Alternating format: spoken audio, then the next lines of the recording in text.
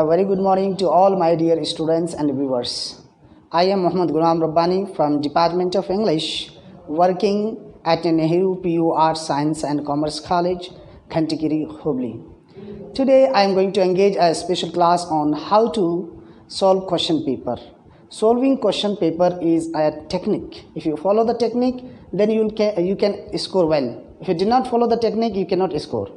You might have witnessed that some of the students, they are working very hard, they are very diligent, very hardworking, very studious, always stuck with their books. Yet, after the examination, when the result is displayed, they are not scoring well. Why? There must be many reasons, but one of the reasons may be that they do not know how to write in the examination, they do not know how to use 3 hours, and 3 hours is playing a very vital role in the lives of the students who aspire high to become something in his or her life. So today I am going to tell you people the method of what is called solving question paper. And as you know that there are 14 chapters in your syllabus. Out of 14 chapters, 1 mark questions would be 12. So 12 questions from 12 chapters may be taken, and each will carry 1 mark.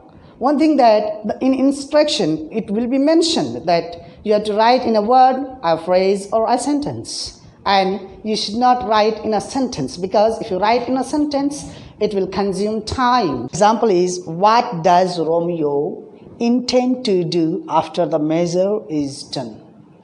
So the answer is written in a complete sentence. For example here, Romeo intends to go up to Juliet and touch her hands so that his rough or rude hands would be blessed. So it is in a complete sentence. You should not write in a complete sentence. Instead of that, you can write in a what is called 1 word. For example, second question. According to the council, was a brother monarch in Turia? The answer should be in a complete sentence, but it is written in a phrase, the king of Italy. So in a 1 word is enough. So you should not waste your time by writing in a complete sentence. Better to write in 1 word and you'll get the same marks. Now, all answers of all the 12 questions are given here. You can see the display here. Next, after 1 mark questions, there would be 10 questions. Out of 10 questions, you have to write only 8 questions, but keep it in your mind that 2 questions must be from poetry section. So, what would be the method of writing 4 marks questions? That it is a descriptive question, descriptive answers, and the length of the answer must be more than half page and according to the question. Then 6 marks question, there would be 3 questions. Out of 3 questions, you have to write only 1 question, and the length of the answer must be more than 1 page with a neat and clear writing, so that the examiner will be fascinated by looking at your answer. And you should not scratch here and there while you're writing 4 marks questions or 6 marks questions. Next, coming to grammar portion. That grammar portion will start from the passage, and a passage will be given. It must be unseen passage. And one thing, that how to write the questions of passage. Most of the students, they are reading passage, and again they are reading the questions. They are confused, they are in dilemma, they are wasting their time. There must be technique. The technique is very simple. That what is the technique? You should not read the passage first.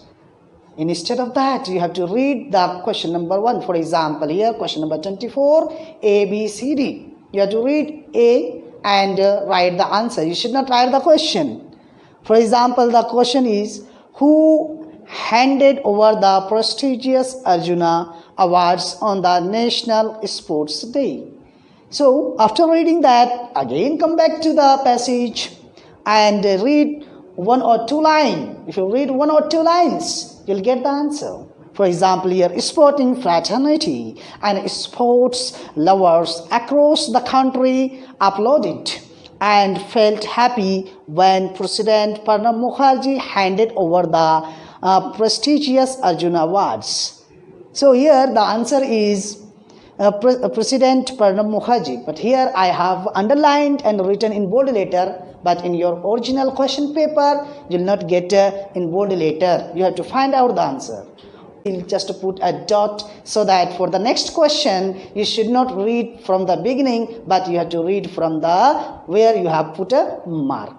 For example, next question, where is Gajendra Prasad Sahu from? So from there you have to read and you'll get the answer. So it is very simple, but in one or two questions you'll not get the answer from the passage, because sometimes the question paper setters may ask antonyms of the word, synonyms of the word. Synonyms means similar words, antonym means opposite word. Sometimes prefix means before the word, pre means before, prefix, suffix, sometimes suffix means after the word. For example, here it is question number I, Gajendra Prasad Sahu is dash in bracket creator of trophies. So when there is a noun, there is a person, so he should not be creation, he must be creator. For example, Rahul Dravid was not a cricket, he was a cricketer. So the another question is add prefix to the word known to form its antonym. So the meaning would be opposite also. So the prefix is any particle before the word that is known. If you put un, it will become unknown, and the meaning would be antonym also. And sometimes you will be asked to write the title of the passage. Now the answers are given. Here it is unknown, that prefix that I wanted to tell you people. Next is question number 25. Read the following lines and answer the questions. So here 4 lines of a poem will be given, and below that 3 questions will be set. So what you have to do, it is not a passage, but it is like a passage. You have to read the 4 lines and you will get the answer. So before that, better to read the question and you will get the answer. For example, where had the traveler come from? If you read 1 or 2 lines, you will get the answer. I met a traveler from an antique land. So where had the traveler come from? The traveler had come from antique land. The next is what did he see standing in the desert? So again you have to read. Who said 2 vast and trunkless legs of stone stand in the desert? So what he sees? He sees nothing but 2 vast and trunkless legs of stone. Answer. So here the answers. Traveler had come from an antique land. In first line only you are finding out the answer. And if you want to write in short, you can write an antique land also. Now second answer is he saw 2 vast and trunkless legs of stone, and it was frowning, the answer of the third question. But one thing that I would like to bring to your notice, that sometimes it is asked what I refers to. So I refers to the speaker or the poet. Next, question number 26. Complete the following by filling in the blanks using the right form of the verb. When you were in first year, it was asked, and the verb which was given in bracket, you converted it into second form of the verb. But here you are grown up, you are now in second year, and you have to write in a passive form, not in what is called the second form of verb. For example, I have written here the example, not active voice and passive voice. It must be in past indefinite form. Do remember.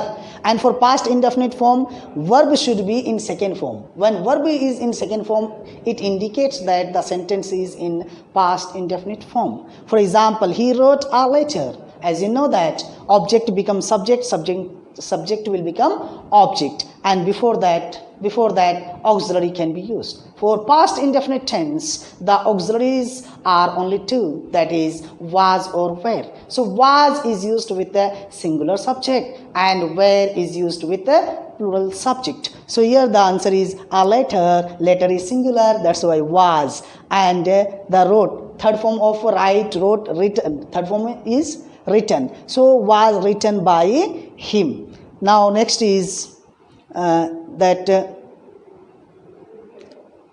here it is roof dash in bracket none. So what you try, roof is singular. When singular subject, which auxiliary will take place? Of course was, not were. So you have to write was here. The verb which is in bracket should be converted into third form, that is called in past participle form. So roof was known to everyone in Amufia. The campaigner of POP party met him no words dash west. So no words here, no words, and for no words it is a plural subject. For plural subject, which auxiliary will take place? Was or were? Of course, it must be the answer of all the students that for plural subject, where can be used. So you have to write where, and the verb which is given in bracket should be converted into third form, that is called vested. So no words were vested between them. Again, it is a singular subject, roof. Roof was, roof must be singular. For singular, it must be singular verb, and which is the singular auxiliary was. So roof was given £5 to cast his vote for Madhuka. And one thing I would like to highlight here, that sometimes, for example, roof dash give, and before that, before give, sometimes modal verbs can be asked. What are the modal verbs? Like can, could, will, would, shall, should, may, might, must. There are 9 modal verbs. If modal verbs will be given, then the what is called then it would be different answer. For example, roof dash can give. So when modal verbs will be given, same modal verbs should be written. Roof can, then extra you have to add be, then verb should be in third form. So roof can be given. For example, if not can here, if there would be will, then will be given. If there would be shall be, then it should be in third form. For example, give, given. If west, vested. And if auxiliaries, modal verbs will be given, then you have to follow like this. If modal verbs want to be given, whatever I have told you people, you have to follow the same thing. So the answers are for was known, were vested, was given. I think that it is clear, and nothing is in your mind now. You do not have doubt. Next question. The question number is 27. Report the following conversation. And it is called a reported speech or narration or direct and indirect speech. For your kind information, I have taught my students in detail direct and indirect speech in my classes, and here I do not want to highlight all those things. Only some things I would like to highlight. For example, when you remove comma and double inverted commas, you have to put that, and persons you have to change. This will change into that, persons will be changed, and present tense will be converted into past tense here. For example, for conversation there must be at least 2 persons, 2 communicators. Here she and the old man. She said thinking, comma, double inverted comma. All this is none of my concern. And it is closed now. The old man went on, comma, double inverted comma. His name was not Sangoji but Baswaya. I am amazed at how facts take on such wide guises when it is narrated as fiction. So how you are going to write the answer? How you are going to write the answer? The first slide, please. The answer that you have to write, she, subject won't change. She said thinking that all must remain all. All, this will change into that. And what is the past tense of is was. Was, none of. I will change according to the subject. So it is my, it will change according to she. So her concern. Then the answer would be, she said thinking that all that was none of her concern. The old man went on saying, also you can say, or the old man continued and said that his name was not Sangoji but Baswaya. And when you get another sentence, you can write further he said or he added. Further he added or further he said when you get a second sentence. So here further he said that he was amazed. Am, what is the past tense of am? Past form of am, that is called was or were. So for singular subject, was can be used. So he was amazed at how facts, what is the second form of take? Took on such varied guises when it, what is the past form of is? Was, when it was narrated as fiction. Very simple. The answer is here. She said, thinking that all that was none of her concern, the old man continued and said that his name was not Sangoji but Baswaya. And he further said that he was amazed at how facts took on such varied guises when it was narrated as fiction. So it will carry 5 marks, and if interrogative sentence will be asked, then instead of what is called that, you have to write if. You have to convert it if WH questions will be asked, the interrogative questions will start with WH question, then you have to write the same WH questions.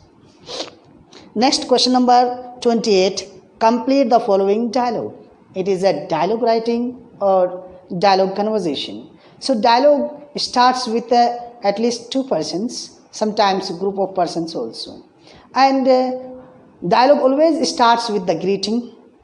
Dialogue always starts with greeting and ends with the leave taking. So what happened that sometimes greeting in the form of good morning, good afternoon, good evening, excuse me, hi, hello. Leave taking maybe that is called thank you so much, or tata, bye bye, see you again, nice to meet you. Here it is given what is called some hints, and sometimes without hints the dialogue writings are framed. When dialogue writing is framed without hints, you have to read 1 or 2 lines, you will get idea. For example, in first line, for example, A dash says thank you very much. In second line, if A says thank you very much, in first line must be that is called that he or she helped someone, that's why he said thank you very much. So here for example there are 2 persons. Anita is Vinita's new neighbor and they meet and introduce themselves. Now Anita and Vinita, there is a conversation between 2. So Anita dash greeting, may I come in? So greeting, if they meet in morning time, it must be hi, good morning, and may I come in? So Vinita, good morning must be responded as good morning. So Vinita says good morning Anita, and permitting, telling that yes, you can come. Of course you can come. Anita introduces herself, your next door neighbor. So Anita is introducing herself, I am Miss Anita. And Vinita is also introducing herself, telling that I am Vinita, please sit down. The answer is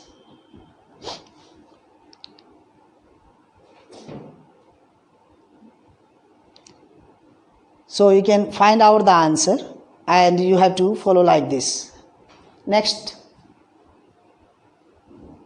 question number 29. Fill in the blanks by choosing the appropriate expressions given in brackets. So expressions will be asked in question number 29 by phrases or idioms. 5 phrases or idioms, and out of 2 options there would be 3 questions, 3 idioms or 3 expressions, and you have to fill in the blanks by choosing an appropriate expressions. For example, there are 3 expressions: once castle, all and sundry, listen in. And one thing that you must know the meaning of the expressions, then you will be able to answer the question. For example, here that idioms and meaning, to keep one's shirt on, it is giving different meaning. It will not give literary meaning, but it will give different meaning. For example, to control one's temper. Second one is to be under one's thumb. It means that to be under someone's total control. So the answer of this is that you have to read the passage and find out the answer. Sometimes by reading the passage and the content, you will get idea and you will be able to answer also. So the telephones are situated on a table or a counter in Japan. Any passerby could, what would be the answer? Could listen in, but nobody does. The telephone receiver can be one's castle. One's castle means that is called private room or a palace. So likewise you have to write the answer. But the thing is that for writing answer you should not write the passage. You have to write simply the answer. For example, here listen in and put a comma, then write one's castle, and 2 marks will be awarded to you. Next, question number 30. It is relating to linkers. Linkers means conjunction. What is conjunction? Conjunction is a word which joins 2 sentences, sometimes 2 phrases, and 2 words also. For example, Ahmad is late because he missed the train. So because is joining 2 sentences. So there are many conjunctions. Therefore, yet, still, and because, there are many. For example, a passage will be given, a paragraph will be given, a small paragraph, and there would be 4 conjunctions, and you have to write appropriate conjunctions. If you miss one conjunction, if you commit mistake in one conjunction, it means that you are going to commit mistake in two blanks. So here you must read carefully and try to understand, and you must know the use of conjunctions also. Later on you will come to know. For example, here the options are but, eventually, so, then. So the kingdom of Monaco was a peaceful and peace-loving country. Dash, they did not feel the need to keep an army or a police force. Dash again, once a murderer was committed there. Dash, they were forced to look for ways to try and punish the criminal. Dash, they decided to give him a pension and send him away. So there are 4 options, and you'll get the answer. The answer of first blank is so, but, then, eventually. For your information, you must know the linkers and the function of the linkers, then you will be able to answer the questions properly. For example, and, it is used for addition, but it is used for contrast or concession. For example, he is rich but very stingy. So there are linkers and the function of the linkers. You must know all those things. Please refer your book for more linkers and functions, so that you will be able to understand and write the sentences.